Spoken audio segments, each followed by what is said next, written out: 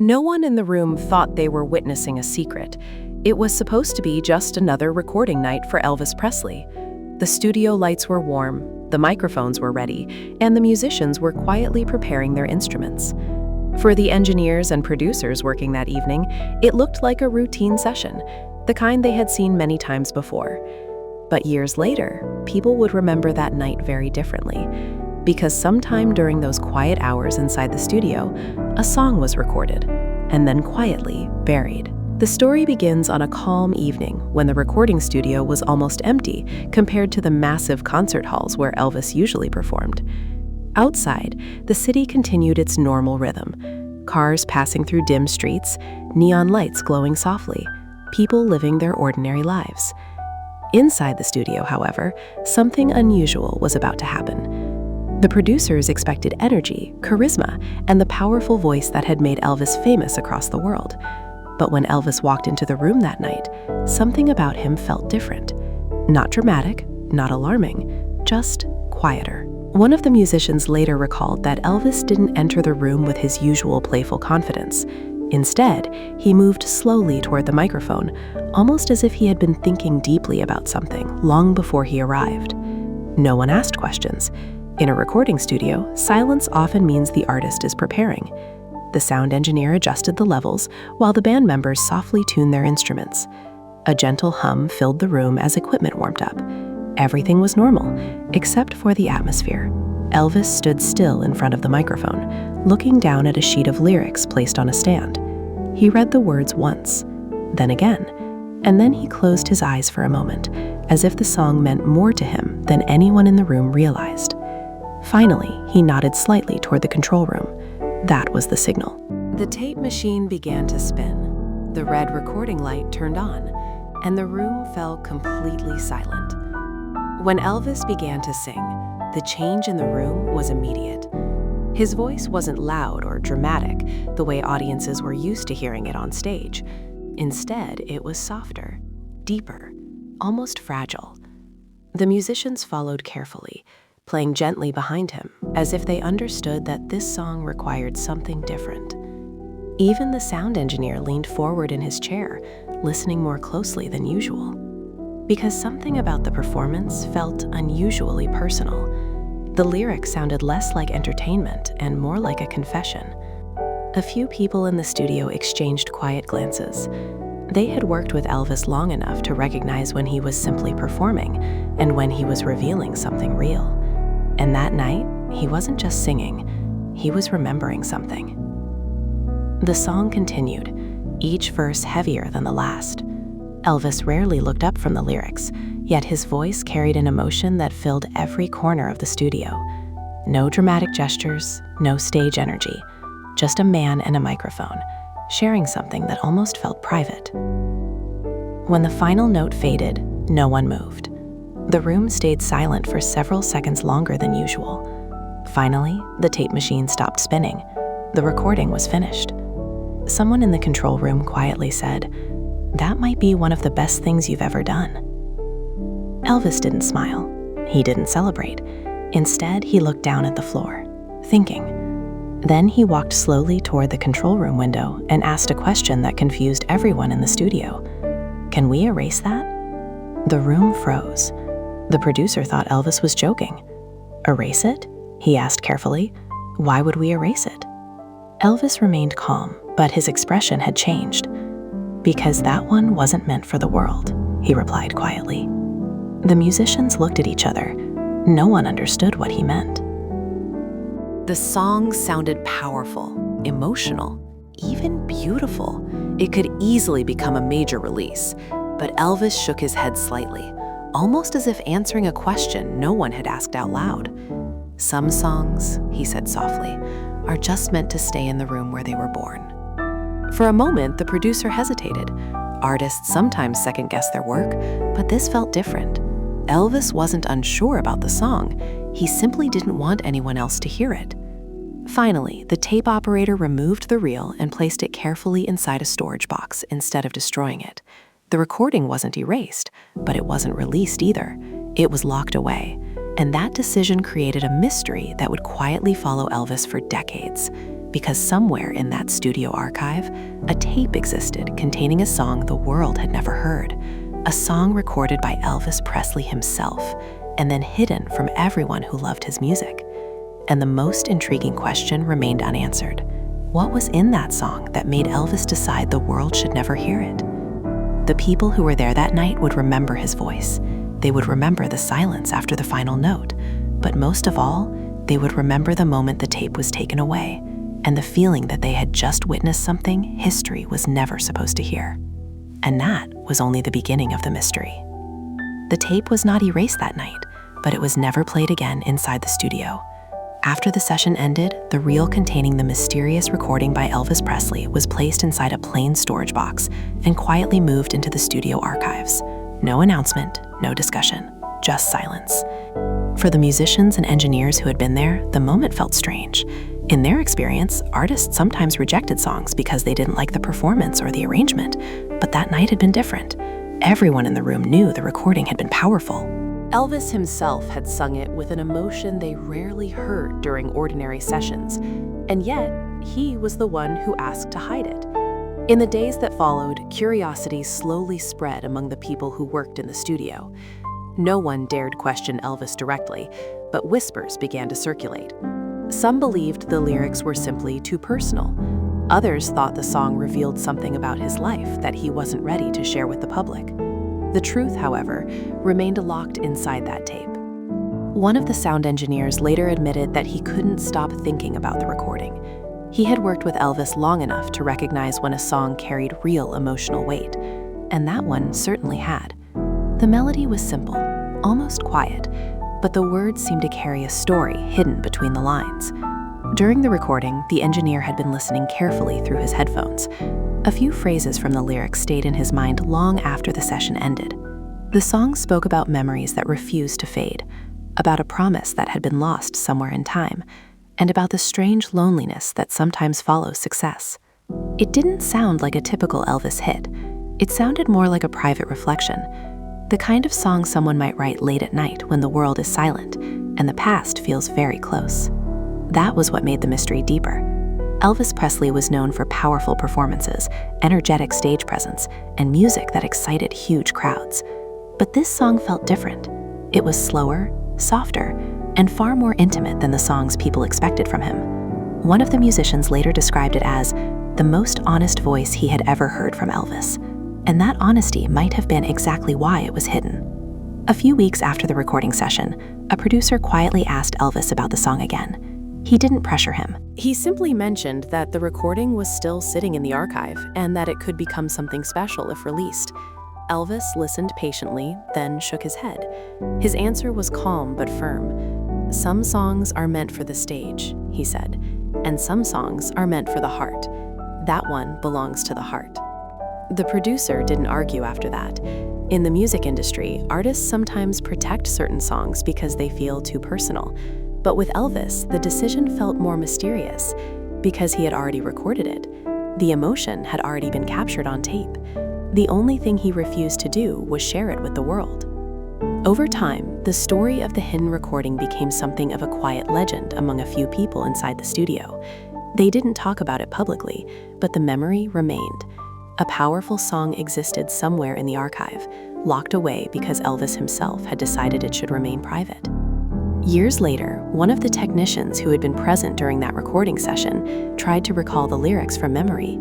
He admitted he couldn't remember the entire song, but a few lines still echoed in his mind. They spoke about a person who had once believed that fame could fill every empty space in life, but after reaching the very top, that same person realized that success sometimes makes old memories even stronger. Listening to those words, the technician began to wonder whether Elvis had been singing about someone from his past, perhaps a lost love, perhaps a friendship that had faded away long before fame arrived, or perhaps something even deeper, a reflection on the price of becoming a legend. Whatever the meaning was, Elvis clearly believed the world was not supposed to hear it. As months turned into years, the tape remained hidden. New songs were recorded, new albums were released. The world continued celebrating the voice of Elvis Presley without knowing that somewhere, locked inside a quiet archive box, another piece of music existed that no fan had ever heard. But one question never disappeared among those who remembered that night. If the song was so personal that Elvis refused to release it, why record it at all? The answer to that question would only become clearer when someone finally revealed what happened immediately after the recording ended, a moment that made several people in the room realize that the mystery behind the song might be far more emotional than anyone had imagined.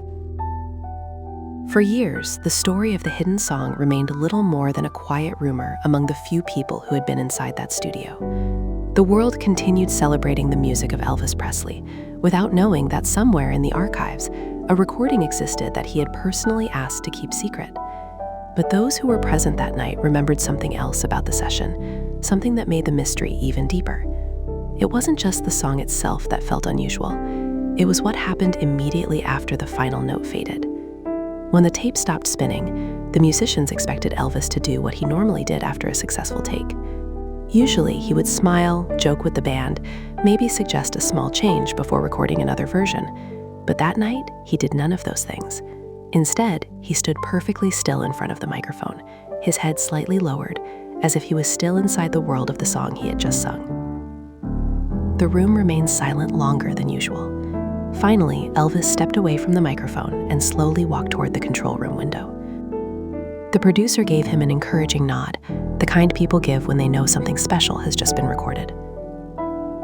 "That was powerful," the producer said through the studio speaker. Elvis didn't immediately respond. He looked down at the lyric sheet in his hand for a few seconds, then folded it quietly. When he finally spoke, his voice was calm but distant. "That one's different," he said softly. The musicians in the room exchanged glances. They had already sensed that. But what happened next surprised everyone. Instead of asking to hear the playback, Elvis asked the tape operator to stop the session completely. The producer thought perhaps Elvis simply needed a break. Recording emotional songs can sometimes leave an artist drained. But Elvis didn't sit down or relax. He walked directly into the control room, where the tape machine was still slowly spinning down. Everyone expected him to listen to the recording. Instead, he placed the folded lyric sheet on the table and quietly said something that no one in the room had ever heard him say before. "That song wasn't written for the charts," he explained. "It was written because sometimes you have to sing the truth once, just to let it go." The producer looked confused. "Let it go?" he asked. Elvis nodded slightly. "Some things belong in the past," he replied. No one asked more questions after that. Something about his tone made it clear that the conversation was finished. But one of the younger technicians in the room later remembered noticing something strange. As Elvis turned to leave the control room, he paused for a moment beside the tape machine. He gently placed his hand on the metal case that held the reel, almost like someone saying goodbye. Then he walked out of the studio without another word. The people left behind were unsure what to say. The recording had sounded beautiful, emotional, even unforgettable. Yet Elvis had treated it as if the song had served a purpose that had nothing to do with success or fame. Over the following weeks, the story became even more puzzling for those who thought about it. A few people who had heard the lyrics began to realize something interesting. The song didn't talk about crowds, fame, or the excitement of performing. Instead, it described a person looking back at life and realizing that certain moments remain more important than any success that comes later. The words spoke about remembering a voice from the past, a promise made long ago, and the feeling of standing on a stage surrounded by thousands of people while still thinking about someone who was no longer there. Listening carefully to those lines, one of the musicians began to suspect that the song might have been about a memory Elvis carried quietly for years, something personal, something he had never shared publicly. It explained why the performance had felt so real, and it explained why he didn't want it released. If the song truly came from a place that personal, turning it into a public hit might have felt like exposing a private part of his life. The world only knew the legendary performer, the energetic star whose voice filled huge arenas. But that night, the people in the studio had heard something different. They had heard a man remembering something that fame could not replace. As time passed, the recording session faded into the background of the studio's long history. New artists came in, new songs were recorded. The tape containing the secret song remained quietly stored among hundreds of other recordings. Yet every so often, someone who had been there that night would recall the moment Elvis placed his hand on the tape reel before leaving the room. It wasn't the gesture of someone ashamed of the song. It looked more like the gesture of someone protecting it. And that detail left one final mystery behind. If the song was truly meant only for that moment, why keep the tape at all, instead of destroying it completely? The answer to that question would only begin to appear years later, when a small discovery inside the studio archive revealed something unexpected about the hidden recording. Years passed, but the memory of that recording never left the few people who had been present that night. The reel containing the secret song by Elvis Presley remained untouched in the studio archives, hidden among hundreds of other recordings. Occasionally, new engineers or interns would come across the box, curious about its label, but no one was ever allowed to play it. The tape seemed to exist only as a silent witness to a night no one else could fully understand. For those who had heard it, the song's impact stayed with them. They remembered the subtle inflections in Elvis's voice, the emotion in each note, the quiet power of lyrics that spoke to a private part of his life. It was as if they had glimpsed something sacred, a side of him that no stage, no concert, no album had ever shown. In the years that followed, rumors about the hidden recording began to circulate quietly among a small circle of studio insiders. Some claimed that the song contained confessions about relationships. Others believed it reflected regrets about fame and choices made along the way. Yet no one outside the room had any real idea. Even those closest to Elvis were not told the full story. Meanwhile, the world continued celebrating him as the king of rock and roll. Fans marveled at his albums, his concerts, his performances on television. Yet the most personal song he had ever recorded remained completely unknown. One day, decades later, a technician revisiting the archives decided to examine the box carefully. He handled it with reverence, almost as if touching it might break the spell that surrounded the recording. Inside, the reel was perfectly preserved, as though someone had frozen time specifically for it. The technician could feel the weight of history pressing quietly in the room. He knew this was not just a tape. It was a secret kept by the artist himself, a private glimpse into the mind and heart of Elvis Presley. Questions naturally followed. Why had he recorded it at all, if he never intended for anyone else to hear it? What drove him to capture such a deeply personal performance and then insist it remain hidden? Those who had been present that night believed the answer lay in the very nature of the song itself. It was not meant to entertain, not meant to sell, not meant to charm the masses. It was meant to release a feeling, a memory, a truth that only Elvis needed to confront. And so the recording stayed locked away, untouched, untold, and unheard by the world. Yet for those who remembered, the emotion of that night never faded. They remembered the stillness after the final note, the quiet reverence with which Elvis treated the song, and the knowledge that they had been part of something extraordinary. It was as if the recording held a secret about the man behind the legend, a secret that only a few had been allowed to witness. And that secret added to the enigma of Elvis Presley, a man who could command stadiums, who could electrify audiences, and yet who carried moments of deep, unspoken emotion that the world would never hear. That was the true power of the hidden song. It reminded everyone present that even legends have private stories, truths they guard carefully, and emotions too sacred to release. It was a secret that remained locked away, yet it spoke volumes to those who were allowed to hear its echoes that night. Decades passed, and the world continued to celebrate Elvis Presley as the king of rock. His albums were legendary, his concerts unforgettable, and his voice still echoed in arenas, televisions, and radios around the globe. Yet the secret song remained hidden, locked away in the quiet corners of a studio archive, untouched and unheard. Those who had been present at that night's recording carried the memory with them, like a small flame of intimacy in a world that knew only the public persona of Elvis. They remembered the softness of his voice, the emotion in each note, the way he seemed to be speaking directly to something private, something unseen. Over the years, rumors of the hidden recording slowly trickled into whispers among a few insiders. Some speculated it was about lost love, some thought it reflected the burden of fame, and a few imagined it contained confessions no one was meant to hear, but no one outside that small circle ever knew for sure. One day, years later, a young music historian gained permission to examine the archives. Among the countless reels and recordings, the secret tape still sat quietly in its box. Holding it felt like holding a fragment of history itself, a piece of the man behind the legend.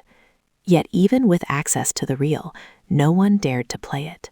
There was a sense of reverence, a silent understanding that some things were never meant for the world. The song had served its purpose the night Elvis recorded it. It had released emotions, confronted memories, and perhaps allowed him to reconcile parts of himself that fame could never reach. And so the tape remained, a symbol of the personal life of a man the world only knew in flashes and performances. For those who loved him, the mystery became part of the legend. Fans speculated endlessly about what might be on the reel, imagining lyrics filled with love, regret, or secrets that could change everything they thought they knew about Elvis, but no one could know. Some even suggested that Lisa Marie Presley might have known pieces of the story, fragments of what her father poured into the song. Yet even she never shared it publicly, respecting the private truth her father had kept locked away. In the end, the song's mystery added depth to the legend. It reminded everyone that behind the fame, the performances, and the spotlight, there existed a man who felt, who reflected, who recorded something so personal that he chose to hide it from the world. And that was the final lesson of the secret song. Sometimes the most profound stories are the ones the world will never hear, yet their echoes shape history, emotions, and memory in ways no public performance ever could. The hidden recording may never be released. The lyrics may never be fully known. But the story of that night, the story of a song meant only for the heart, lives on as a testament to Elvis Presley's humanity, his emotion, and the quiet truths that even legends carry with them.